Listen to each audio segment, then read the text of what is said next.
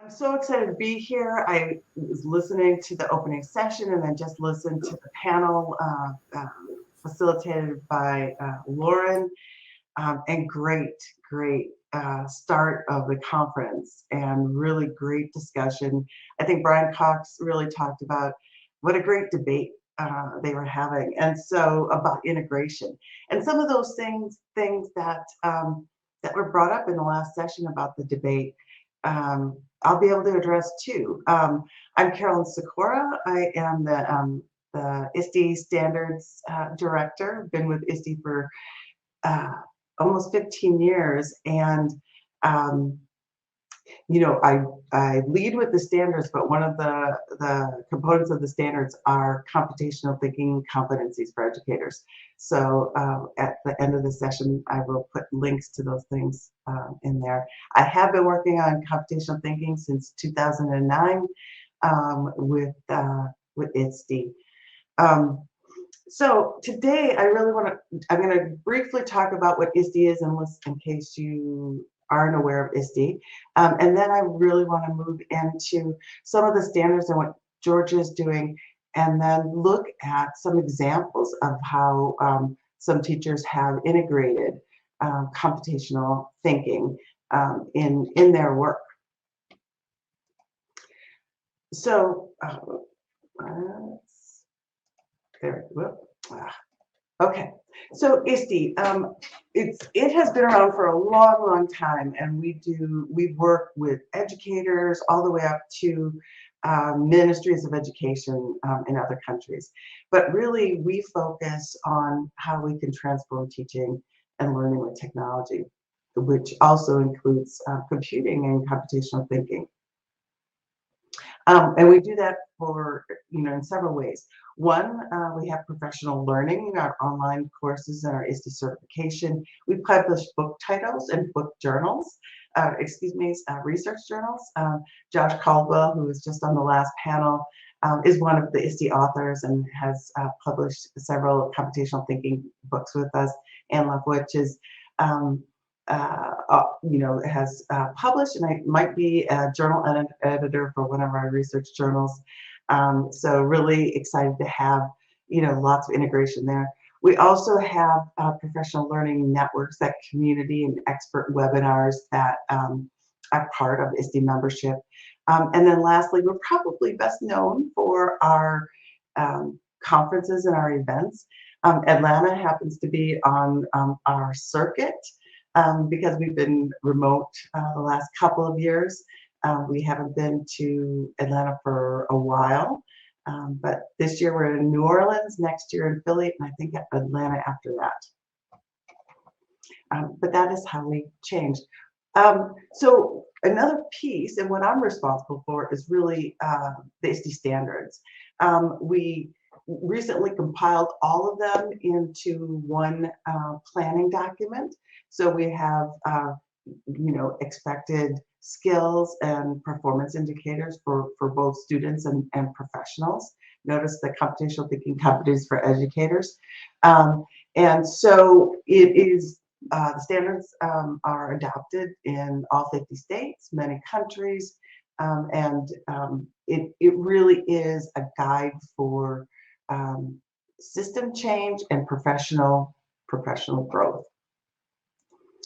The student standards, which are the ones that are used most with teachers, and really, while we talk about, people think of the standards, ISTE standards, as technology, but we're really focusing on learning to learn. These 7 standards: the empowered learner, digital citizenship, knowledge, digital citizen, knowledge constructor, etc., are really a cluster of ways of learning and using technology to tap into that learning, so that they are building the skills that can be lifelong learners, necessary in a world that is rapidly changing, and we have to all adapt. So just a couple of myth busting that I want to just level set with all of you. So, ISTE believes that technology should be used all the time, everywhere in learning. That's false. Really, we see technology in service to learning, but learning is first. And so I think even Josh, when he was in the last session, was talking about, sort of selectively identifying where computing can liberate learning, where there are areas that a teacher finds students struggle from everywhere, every year after year. It's the same thing with ISTE. Choosing purposeful, intentional use of technology where it can uh, solve problems or build skills is what ISTE believes. The standards are used to evaluate student and teacher performance. Again, that's also false. We really are, we know that the word standards comes with a lot of baggage, and it can be off-putting and feel high stakes. But really, the standards are those guides of skills that can support learning. And the standards are really also integrated across content area, across grade band levels, and they work hand in hand with content standards. Computing and computational thinking is emerging as a new literacy. Well, among this group, I think we will have violent agreement that that's true. Even the American Librarian Association has really identified computational thinking and computing as a new literacy because of its universal value in problem solving. Educators have to have a CS degree to use CT. Again, I think among this crowd, we'd all be in agreement that indeed that's false. That really the idea is, and in terms of integration, that computational thinking is that vehicle through which more and more teachers can have that experience.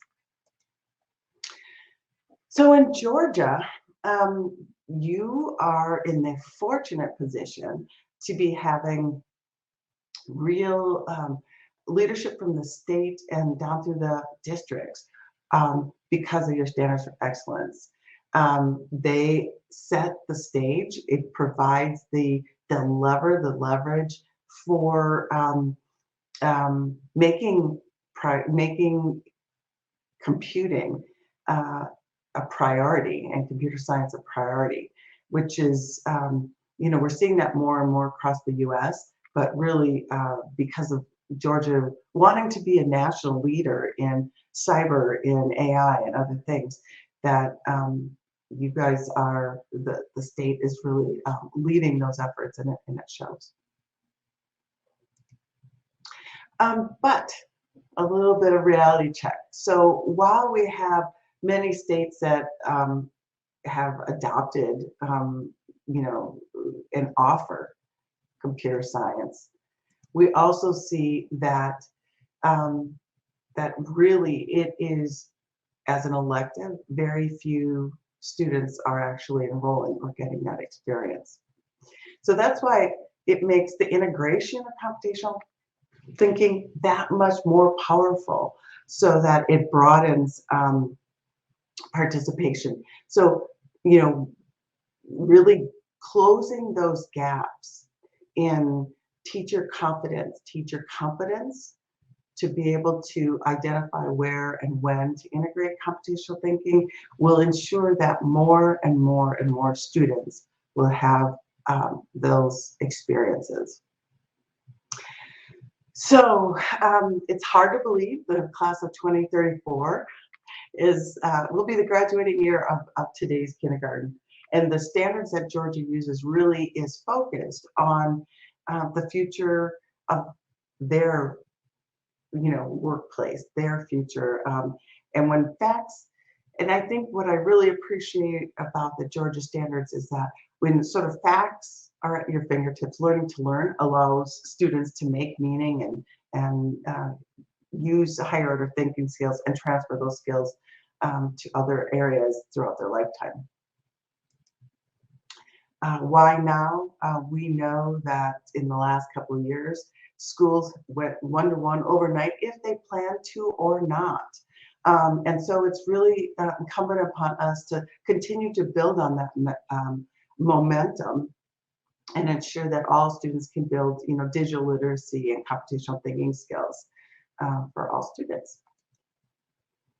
And then why integration is so important. It is that exposure, practice, and skills to transfer to new and novel problems. And it gets back to that equity issue, is the more that teachers build that competence and start integrating, then they'll be integrating for many more students and start building that practice in our students that they can continue to build in the younger grades and master in the older ones.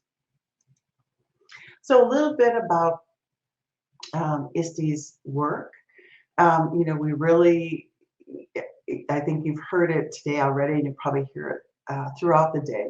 It's a powerful process that can be used in content with students of all ages. And ISTE has this poster. We work with classrooms and educators to help them understand and bring along some of those teachers that are wanting to explore and learn more, but are really at the beginning of their own professional learning around this.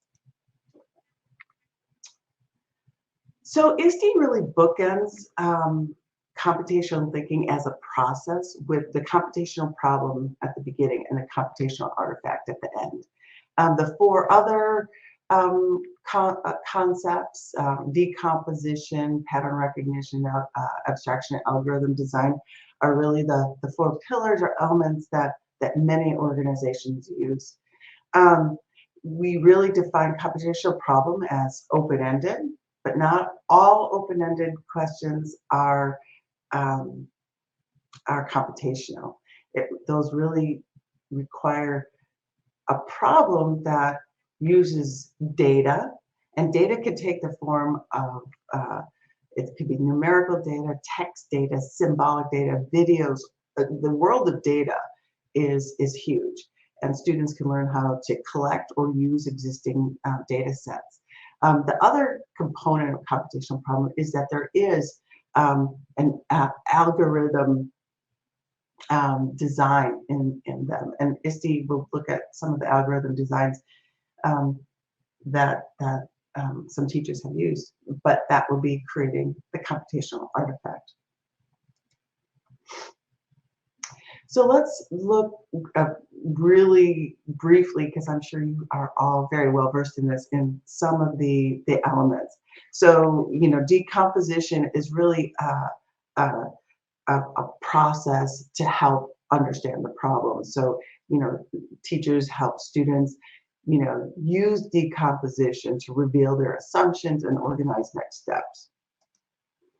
Pattern recognition, there's been so much conversation today already about patterns are all around us, and helping students recognize that and seeing that as a first step. And so really we know that for many teachers, they use this in their discipline, and using it within the computational thinking process is that it can elevate that as a much bigger problem-solving approach.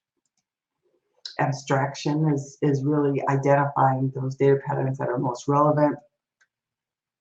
And algorithm design is it can be a programming, but it could also be, a decision tree, a pseudocode, a flow chart. It is a way of creating a replicable process, and that for many teachers is a way, an entryway into algorithms that they can understand before they start building their own skill set around programming.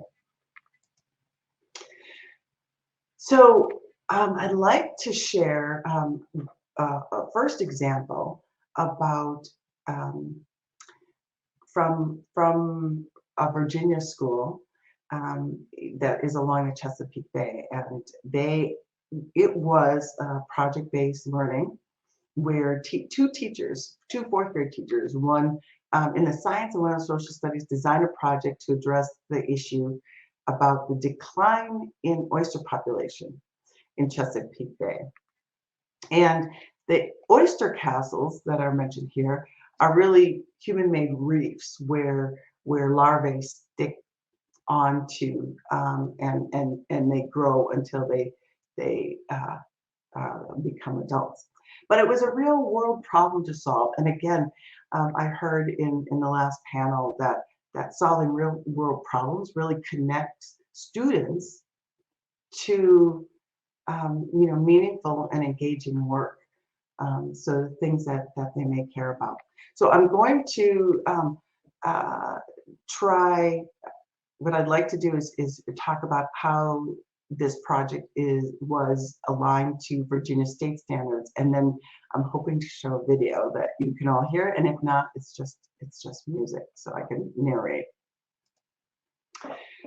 So this was the power of this team of teachers project, is that they really started with what are the learning, the science and literacy standards, and they would always kept that in mind. And what they knew is to do this project and bring in computational thinking, that they wanted to use it and move a whole bunch of things forward, their learning goals, their student learning goals, as well as the kinds of tech and CT skills.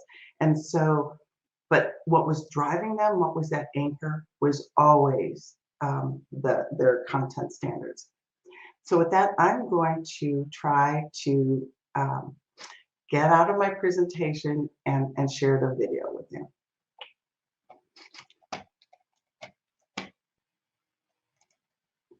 Okay.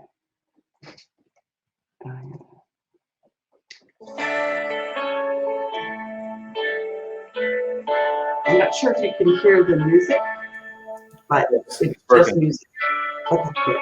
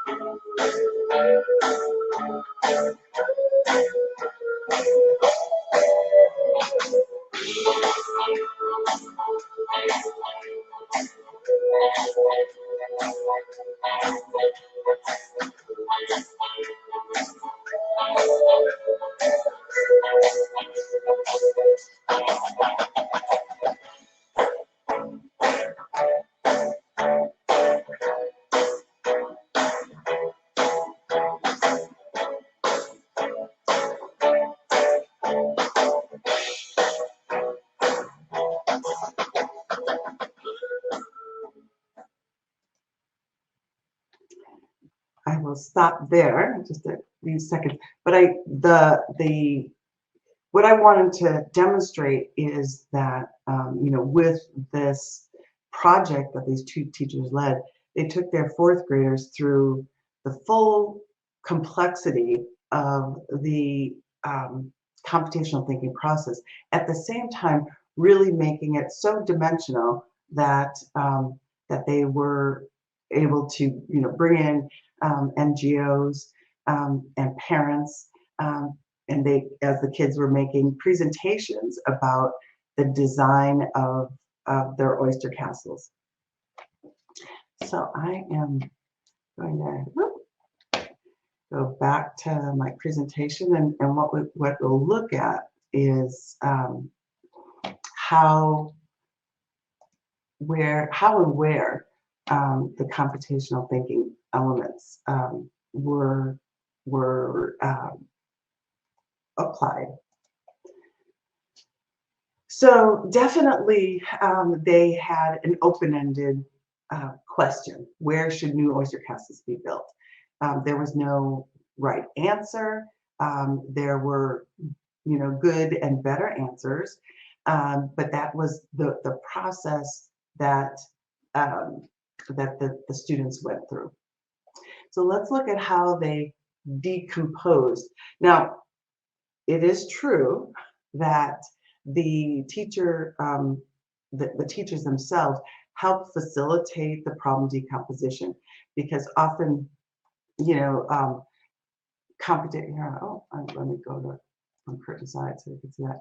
Often, you know, computational or the problem decomposition, you know, sometimes the mistake is that it's like, oh, I decomposed the problem, and here's the steps 1, 2, 3, 4. And decomposition is really a strategy on how best to attack the problem. So they really broke their problem down into population data, the location where they're thinking about where should their oyster castles should go, the castle design, what was the size and shape that was going to be the most attractive to oyster larvae, and then what are the school resources? They really definitely need technology and resources to do their work.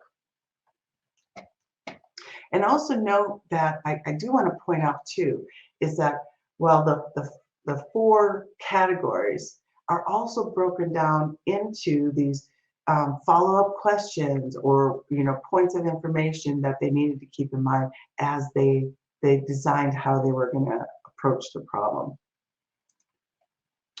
So pattern recognition, the nonprofit, the conservation organization, provided the teachers with data about, you know, over time about, you know, what was the population data, what was the oyster size and growth, what was the number of larvae, and what was the locational data where the current castles were. So they had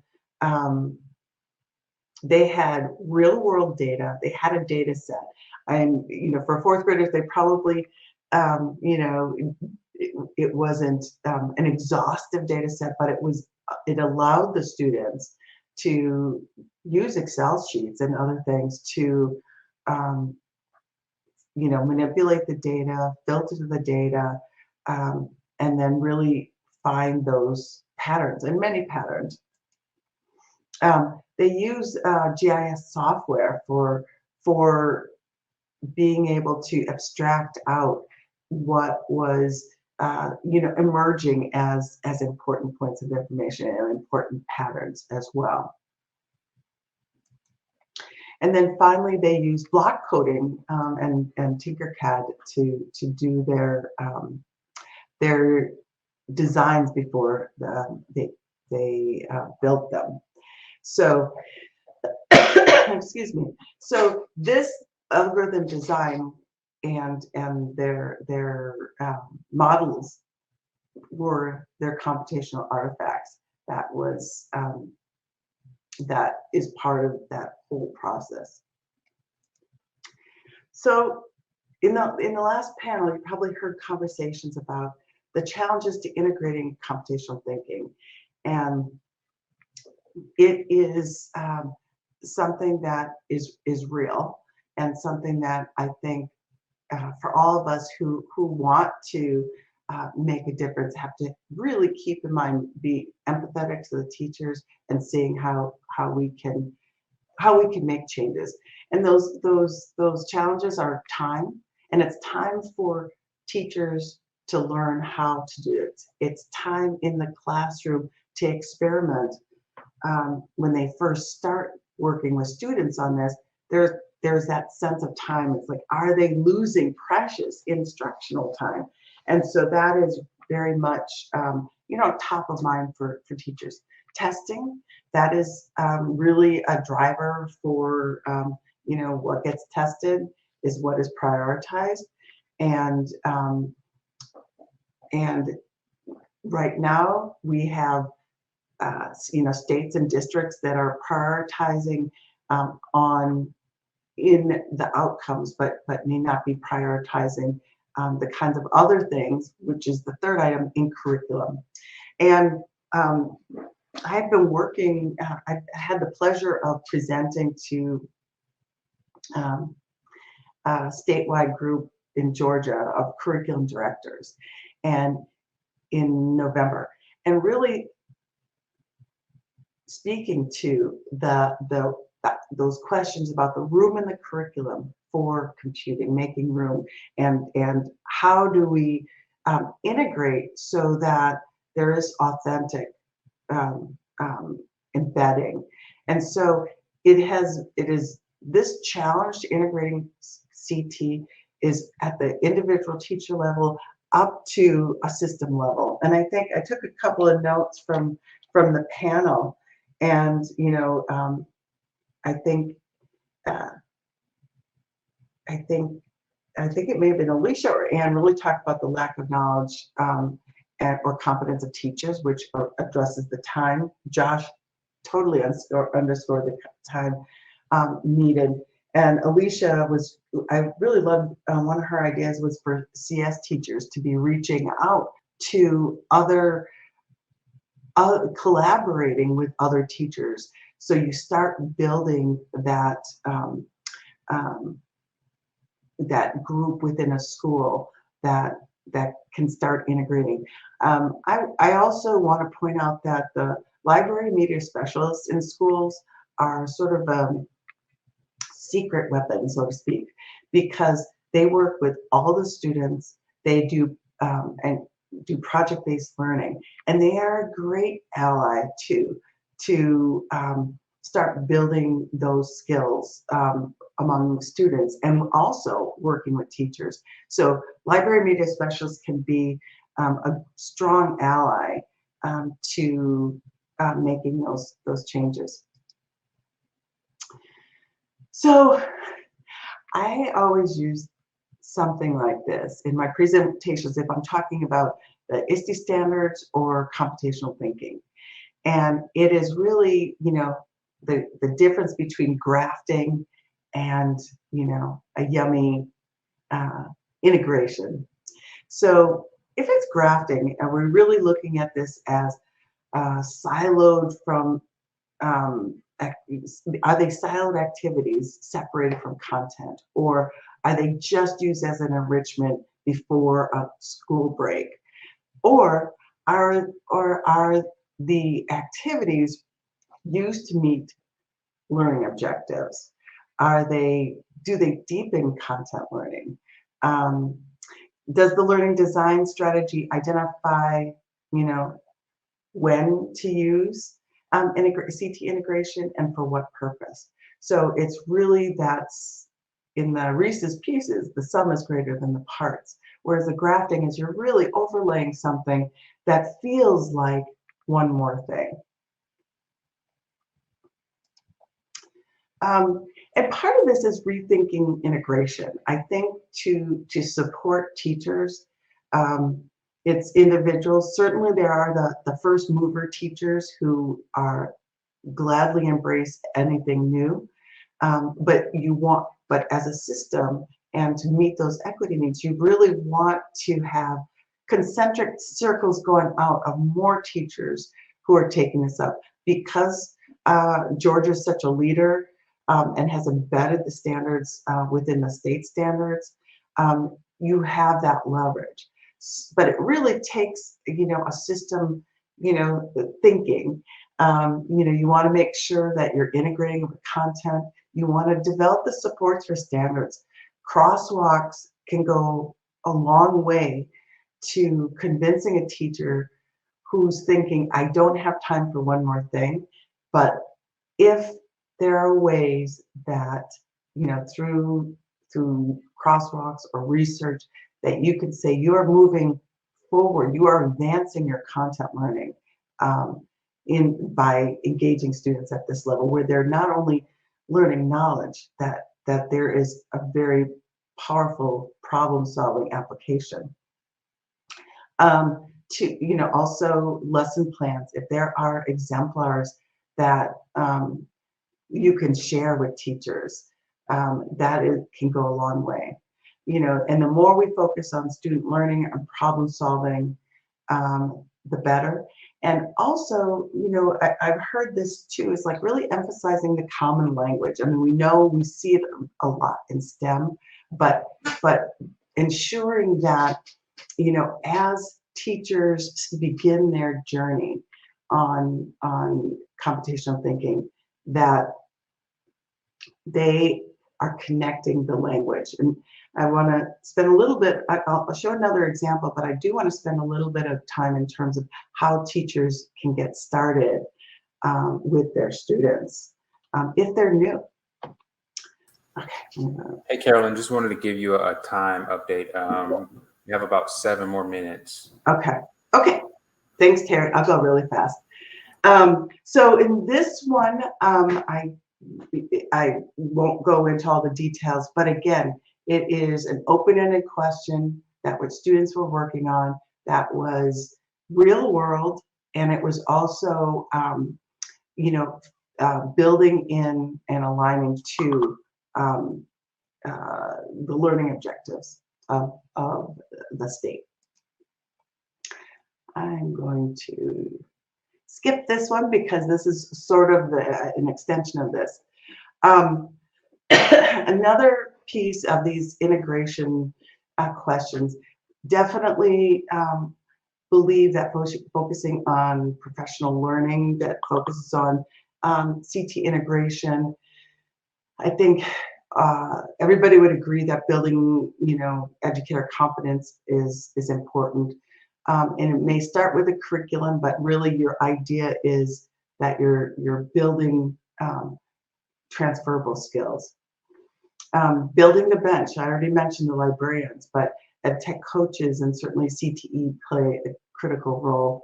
Recognition from district and building leaders who understand achievement and incentives for educators to learn and put into practice with their students are system approaches that can build a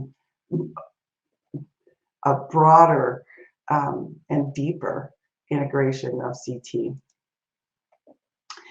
With that, I do want to say we have been collaborating with the Georgia Department of Ed and Georgia State University.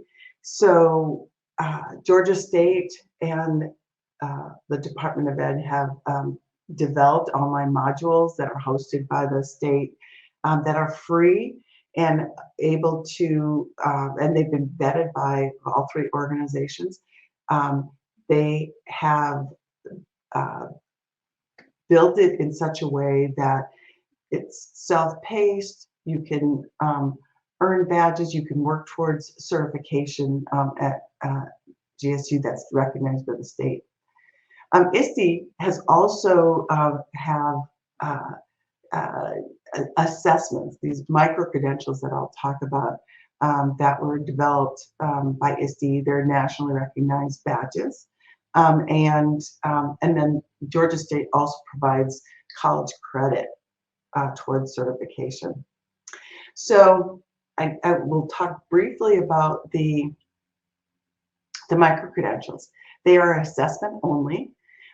They are for educators. They can earn them the computational thinking learner, computational thinking designer, and computational thinking facilitator are 3 assessment only. So you can come in with your self-taught experience through the work that I just described with courses designed by GSU and hosted by Georgia Virtual for free. or other ways and the learner is really showing how you as an individual are applying the concepts. It could be in a professional setting, but the trick is here that it's not it's not student facing. It's really how do you demonstrate your own computational thinking skills. And then the designer is how do you design for students, and the facilitator is how do you facilitate with students? How do you evaluate their artifacts in a consistent way?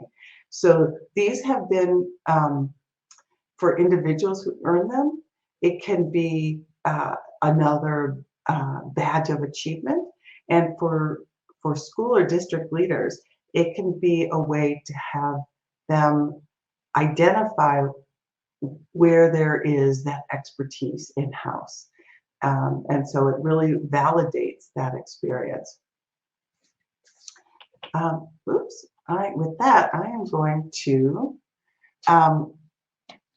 stop sharing my screen.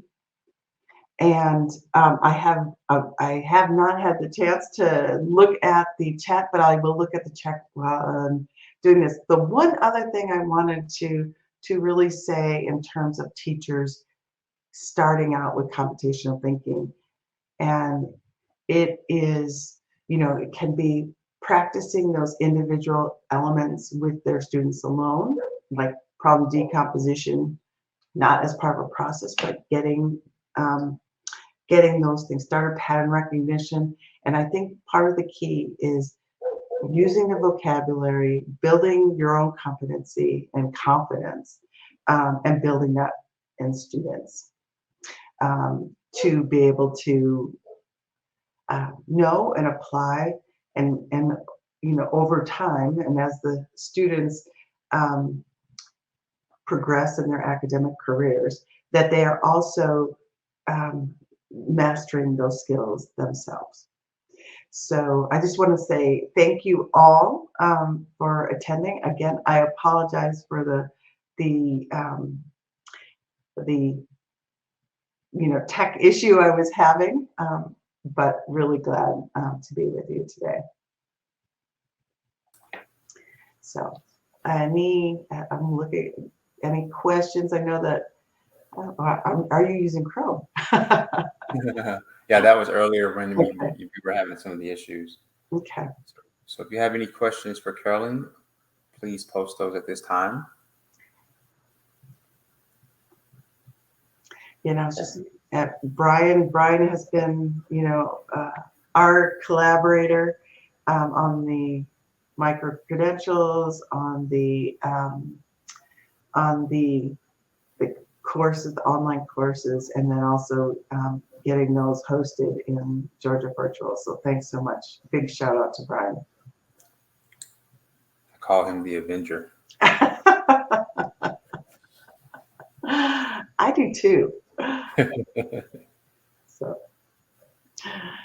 that's fine. All right. Did you want to post a link to the slide? Yes, I did actually. Let me grab the. I had this. Let me do the standards, the competencies, and then I will put a link to the. Oops. And we're putting all of the resources on a shared document that we're going to send out after the summit. Great.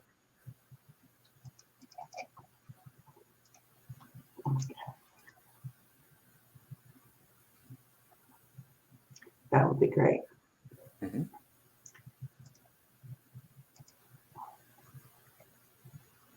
Well, if there's no questions for Carolyn, thank you all for coming. Really enjoyed the presentation, Carolyn. And again, we'll be sending out information about all the resources, all the slides that we've seen so far today and for the rest of today. Yeah, thank you, Terry, too, for your patience, and to everyone for your patience. No problem. No problem. And I told you the room looks great. Oh, I still wish I would have had a blurred background or something. You have to see this old room of mine that is my cave of an office. So, It looks great. okay. Thanks, everyone. Okay, well, enjoy your lunch, everyone. We'll be back. I believe the next session is at 12:45. We'll be on the stage at that time. So enjoy your lunch.